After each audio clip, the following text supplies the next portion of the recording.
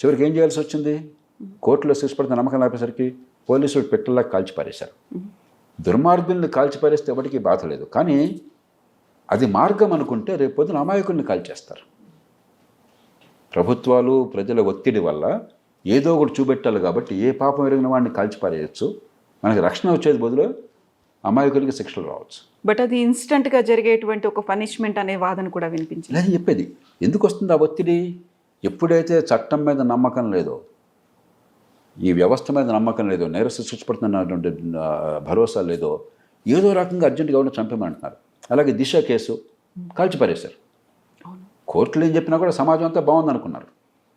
మళ్ళీ చెప్తున్నా, ఒక ఏహ్యమైన నేరానికి పాల్పడిన దుర్మార్గుడిని కాల్చి పారేస్తే మనం బాధపడక్కర్లా. కానీ ఇదే కనుక అలవాటు అయినట్టయితే చట్టబద్ధంగా కోర్టుల ముందు పెట్టి వేగంగా శిక్షించలేకపోతే రేపొద్దున ఇవాళ దుర్మార్గుడికే శిక్ష పడవచ్చు, రేపొద్దున అమాయకుడిని కాల్చి పారేస్తారు.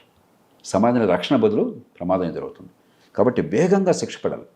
బ్రిటన్లో 15-20 రోజుల క్రితం జూలై 29న ప్రారంభమైనాయి.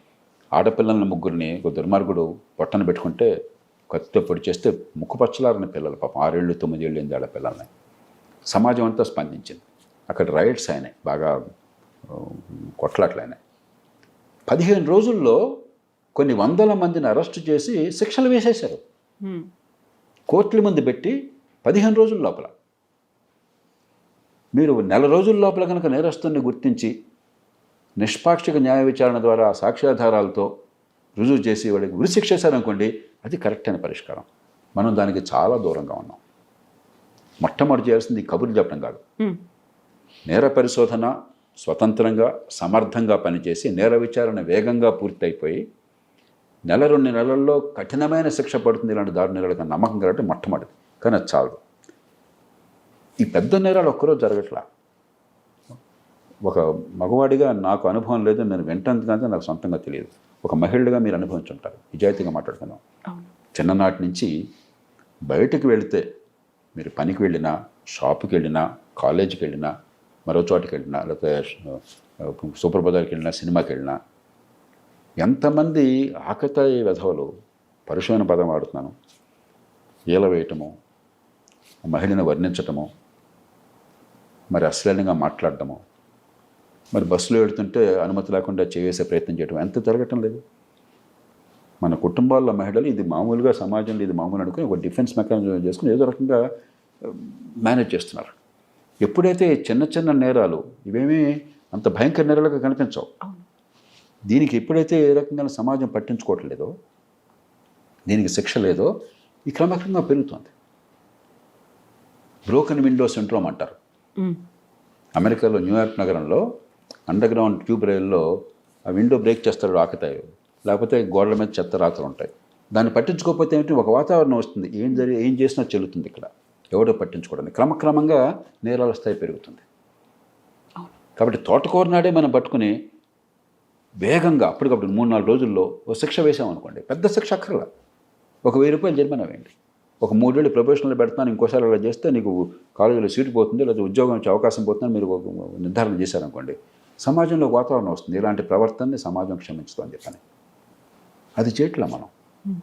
పెద్ద నేరం వస్తే దానికి విపరీతంగా స్పందిస్తున్నాము. ఆ నేరం వచ్చే రాకుండా చేయడం కోసం ఏం చేయాలి, సమాజంలో ఏర్పాట్లు చేయడంలా. చివరికి బొంబాయి లాంటి నగరంలో చాలాసార్లు మనం విన్నాం, ట్రైన్లో పోతుంటే, లోకల్ ట్రైన్లో ఆడపిల్ల మీద అత్యాచారం జరుగుతుంటే చుట్టూ అందరూ ఉండి కూడా మనం మౌనంగా వాళ్ళ పనులు చూస్తున్నారు, తలకా చెప్పుకొని. సమాజంలో అందరం మనం పూనుకోకపోయినట్టయితే ఆడపిల్లల రక్షణ కేవలం పోలీసుల బాధ్యతే కాదు, అంతా అయిపోయిన తర్వాత మనం స్పందించడం కాదు, మేము పూనుకున్నామని చెప్పిన నమ్మకం కలిగించకపోతే భద్రత ఎట్లా వస్తుంది? కాబట్టి చట్టబద్ధ పాలనకి వేరియస్ లెవెల్స్లో ఈ ఏర్పాట్లు కావాలి ఒకటి, కానీ అది చాలదు. ఎవరు ఈ నేరాలు చేసేవాళ్ళు? వీళ్ళు అక్కడ వేరే ఖండం నుంచి వచ్చారా, లేకపోతే వేరే గ్రహం నుంచి వచ్చారా? మన మధ్య పెరిగిన మగవాళ్ళే కదా. అంటే మన ఇళ్లల్లో కానీ, మన స్కూళ్ళల్లో కానీ, మన కాలేజీల్లో కానీ, సమాజంలో కానీ మగవాళ్ళని ఇప్పటికి కూడా పెంపకంలో చాలా తప్పులు చేస్తున్నాం. ఇంట్లో ఆడపిల్ల అయితే వడ్డించినంత అక్కడ భోజనం వడ్డించి ఏర్పాటు చేస్తుంది, అంత తిన్న తర్వాత పిల్లలకు అడుగుతుంది. మగపిల్లాడు పొరపాటున పళ్ళని అడుగుతుంది, నీకు తినడన్నా మగపిల్లాడివి అని చెప్తాం మనమే. అంటే ఏంటి, ఎలాంటి వాతావరణాన్ని మనం ఏర్పాటు చేసాం మన కుటుంబాల్లో? శాతం తెలియక, దురుద్దేశం లేదు దానిలో. సమాజంలో సమానత్వం కావాలని కోరుకుంటేనే మాటలు చెప్తేనే ఆచరణలో మాత్రం మగపిల్లాడికి ఆధిక్యం ఉంది, వాడికి ఎంటైటిల్మెంట్ ఉన్నది, వాడికి కొన్ని హక్కులని ఆడపిల్లలకు లేని, ఆడపిల్ల వంచిన తలెత్తకుండా ఉండాలి అన్న వాతావరణం. కానీ ఆడపిల్లలు అవకాశం ఇస్తే విద్యలో కానీ వృత్తుల్లో కానీ మగపిల్లల కంటే సమానంగా ఇంకెక్కువ రాణిస్తున్నారు. ఒక పక్కనేమో నువ్వు ఎక్కువ అని చెప్పి చూపెడుతున్నావు, మరో పక్కన కాదు అని చేస్తున్నాము. ఇది తట్టుకోలేక ఆ సంఘర్షణ నుంచి కొన్ని నేరాలు వస్తున్నాయి. మన పెంపకం లేకపోతే మన స్కూళ్ళల్లో ఉచిత పాఠాలు చెప్పడం, ఉపన్యాసాలు ఇవ్వడం కాకుండా మన పెంపకంలో ఆళ్ళ మగ తేడా లేకుండా పెంచే ప్రయత్నం మనం చేయాలి. మన లోపం ఉన్నది. మన ప్రతి కుటుంబం అంతర్ముఖం కావాలి. మళ్ళీ ఇక్కడ కూడా సమగ్రంగా పెద్ద నేరాలకు ఏం చేయాలి, వేగంగా చిన్న నేరాలు పెద్దవి కాకుండా వెంటనే అదుకునే ఏర్పాటు ఎట్లా చేయాలి, సమాజంలో సంఘటితం కావాలి ఆడపిల్లల రక్షణ కోసం. మన కుటుంబంలో, మన స్కూళ్ళల్లో, మన కాలేజీల్లో, విద్యలో కానీ పిల్లల పెంపకంలో కానీ ఏ మార్పులు కావాలి, ఇవి సమగ్రంగా చేయకుండా ఒక దారుణమైన సంఘటన జరిగినప్పుడు మనం తీవ్రంగా స్పందించి అది పరిష్కారం అనుకుంటే ఒకటి పరిష్కారం కాదు. రెండు, నాకు భయం ఏంటంటే, నేను నిజాయితీగా చెప్తున్నాను,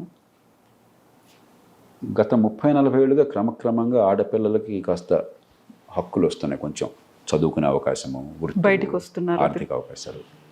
రేపొద్దున మన వైఫల్యం వల్ల చేయాల్సిన పనులు చేయకపోవడం చేత ఆడపిల్లలను రక్షిస్తున్నాం అనేటువంటి భ్రమతో ఆడపిల్లలను కట్టడి చేసి నువ్వు బయటకు వెళ్ళొద్దనే పరిస్థితి వచ్చింది అనుకోండి, అది ఏ రకంగా మన సమాజాన్ని ముందు తీసుకెళ్తుంది? మా అమ్మాయి బయటకు వెళ్తే ఏమన్నా అవుతుందేమో అన్న భయంతో బయటకు వెళ్ళొద్దామా అని ఇంట్లో కూర్చోబెడితే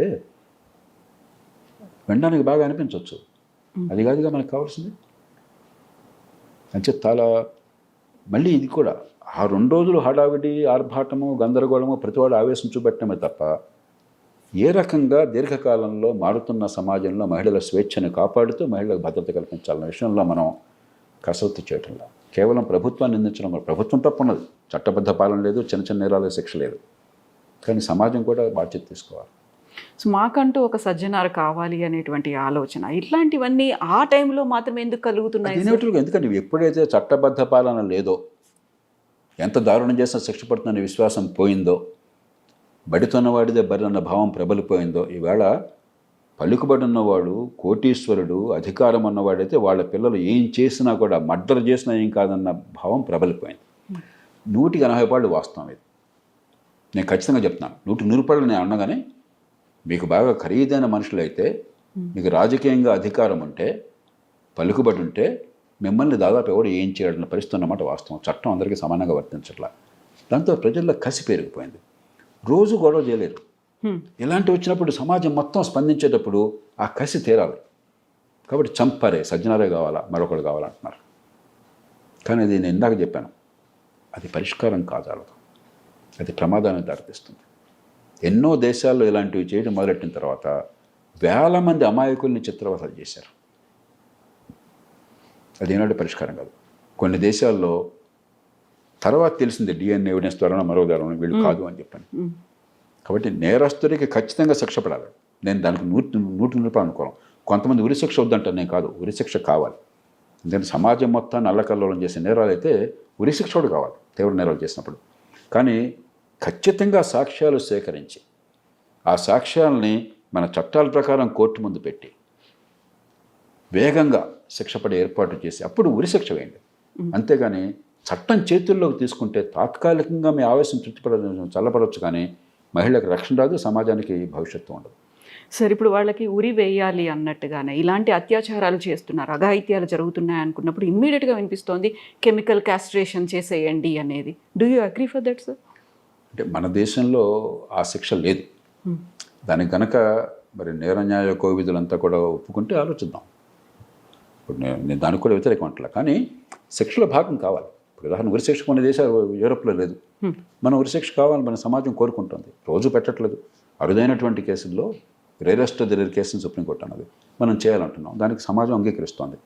అలాగే ఇది కూడా రేపొద్దున ఏకాభిప్రాయం వస్తే వై నాట్, కానీ పద్ధతి ప్రకారం చేయాలి. చెప్పేది మెడిసిన్లో ఏమిటంటే కొన్ని రకాలైన జన్యువుల మార్పు ఉన్నప్పుడు ఆ క్రిమినల్ పద్ధతి జన్యువుల నుంచి వస్తుందని చెప్పంటారు. అలాంటి అరుదైన సందర్భం ఉందనుకోండి, అయితే ఉరిశిక్ష, లేకపోతే ఇలాంటివి కొన్ని అవసరం కావచ్చు. కాబట్టి ఏదైనా కూడా ముందు మనం ఆవేశంతో కాకుండా చాలా నింపాదిగా ఆలోచించి పరిస్థితి తీవ్రను బట్టి. మనం ఏంటంటే మన దేశంలో ఏమవుతుందంటే, ఈ మాట చెప్పడం కొంచెం నేను చాలా సందేహిస్తూ చెప్తున్నాను, మన దేశంలో మహిళ మీద చేయి పడితే మనం సహించలేం. మన సంస్కృతి అలాంటి మతం కులంతో సమతం లేకుండా, అది మంచిది కూడా. కానీ దానివల్ల ఏమవుతుందంటే ఉన్న సమస్యని అర్థం చేసుకుని పరిష్కారం చేయడం కాకుండా అతిశయోక్తులతో మనం ఎక్కువగా ఊహించుకుని సమస్యని పెంచుకుంటున్నాం. నేను టీవీ ఛానల్లో చూసాను, నేను స్టన్ అయిపోయాను, దిగ్భ్రాంతపోయాను. గంటకి కొన్ని వందల అత్యాచారాలు జరుగుతున్నాయో ఒక యాంకర్లు నోటుకొచ్చినట్టు మాట్లాడారు. దురుద్దేశం ఏం లేదు, తెలియక అజ్ఞానంతో. ఒక్క అత్యాచారం కూడా ఎక్కువే, అవును, దాన్ని క్షమించకూడదు. కానీ ఉన్న సమస్యని 10 రెట్లు 100 రెట్లు ఎక్కువ చూపెట్టడం కూడా సరే విజ్ఞత కాదు. ఈవెన్ వర్క్ ప్లేస్ హరాస్మెంట్ కూడా యాక్సెప్ట్ చేయడానికి లేదు అసలు, దానికి కూడా యాక్ట్లు ఉన్నాయి. కానీ దాన్ని ఏంటంటే సరైన మోతాదులో సరైన రకంగా స్పందించాలి. అంతేగాని సమస్యను 100 రెట్లు కూర్చోబెట్టి పరిష్కారం లేకుండా ఉంటే నిరాశ పెరిగిపోతుంది. దాంతో ఏమైంది, గతంలో నిర్భయ లాంటి కేసులో అప్పుడు నేను స్వయంగా చూశాను. బీబీసీ కానీ బీబీసీ అంటే నాకు చాలా ప్రేమ. నేను సిగ్గుపడ్డాను. బీబీసీలో పచ్చి అబద్ధాలు ప్రచారం చేశాడు, కావాలని కాదు, దురుద్దేశం కాదు. వాళ్ళు కూడా మన రియాక్షన్ బట్టి భారతదేశము ప్రపంచంలో అత్యాచారాలకి క్యాపిటల్ అన్నాడు. ఇండియాస్ డాటర్ అని కూడా తీసుకొచ్చిన డాక్యుమెంటరీ. అది భారతదేశం ప్రపంచంలో అన్నిటికంటే అత్యాచారాలు ఎక్కువ అన్నది పూర్తి అబద్ధం. పూర్తి అబద్ధం. గణాంకాల ప్రకారం మన దేశంలో రోజుకి సుమారుగా 100 జరుగుతున్నాయి. 100 ఒక్కరు కూడా జరగకూడదు, అది వేరే విషయం. కానీ ఇతర దేశాల్లో, అమెరికా లాంటి దేశంలో రోజుకి 300 జరుగుతున్నాయి. మనలో 400 జనాభా అండి. 300 జరగాలని నేను కోరుకోవట్లా. మనం ఏంటంటే ఆవేశంతో సమస్య పరిష్కారం ఆలోచించకుండా సమస్యను చెరువుల పరువులుగా వర్ణిస్తున్నాం.